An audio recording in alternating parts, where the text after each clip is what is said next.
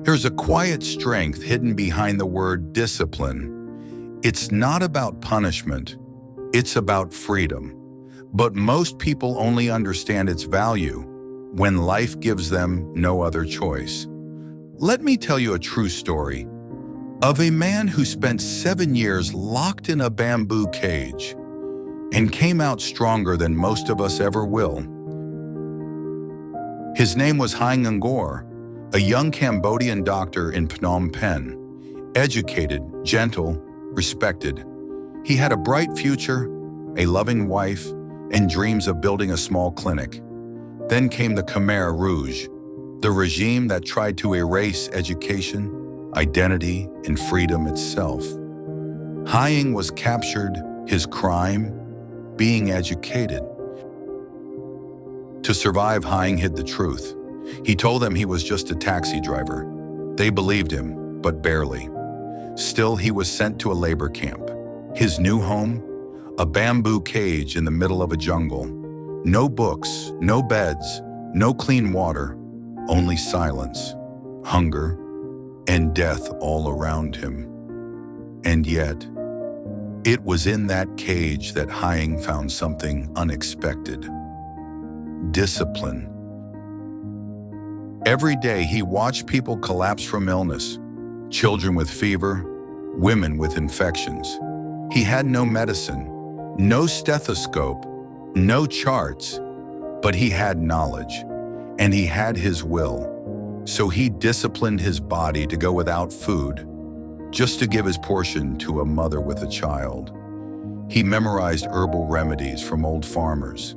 He learned to create basic tools from bamboo and stone, and he wrote medical knowledge in his mind over and over again so he wouldn't forget. That is discipline, not forced from outside, but chosen when no one is watching. One night his wife collapsed. She was pregnant, bleeding, in pain, and Haing could do nothing. He begged for medicine. They laughed. She died in his arms, and yet he did not break. He did not scream. He did not curse the sky. Instead, he looked around at the other prisoners.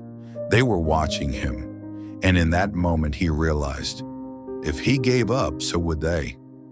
He stayed strong, not because he felt strong, but because others needed him to be. Discipline isn't about feeling ready. It's about doing what's right, especially when your heart is broken. In 1979, Vietnamese troops liberated the camp. Haing Ngor walked out, barely alive. He eventually escaped to America.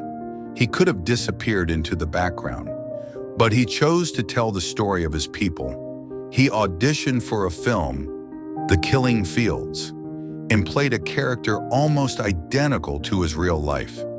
He had never acted before, but the discipline he forged in that bamboo cage helped him deliver a performance so powerful, he won an Academy Award, the first Asian male in history to do so.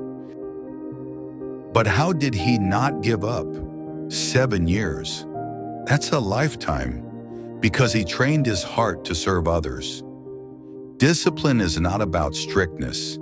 It's about remembering who you are, even when the world forgets. But when we struggle, even with small things, waking up early, finishing our goals, discipline begins in the small. Waking up early trains the mind to conquer time. Finishing your goals trains the soul to respect your own word. And when the storm comes, that practice becomes your shelter.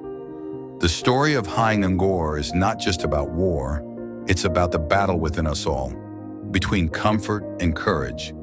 He chose discipline, not because he was fearless, but because he was faithful to his purpose, to his people, to his soul. And so can you. Begin today, even if it's just with one habit, one promise to yourself. Discipline is not a prison, it's the key to your freedom. If this story moves something inside you, take a deep breath and begin again.